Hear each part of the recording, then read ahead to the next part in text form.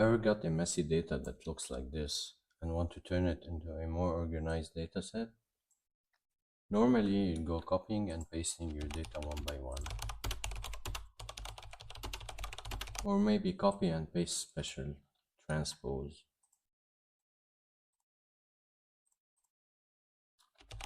Or maybe using the transpose function.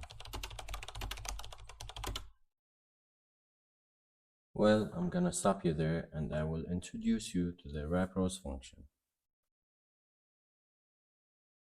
This powerful tool allows us to reshape our data effortlessly, transforming it from a long list into a more organized format. The syntax of the WRAPROWS function is simple. Vector is your original data range, wrap count is the number of elements you want in each row, and pad width is an optional value to fill any empty spaces. In this case, we can use WRAPROWS to convert our messy data into a neat table.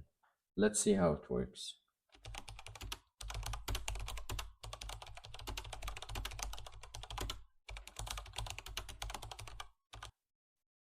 And there you have it. We've transformed messy data into a well-organized table using the WRAPROWS function in Excel.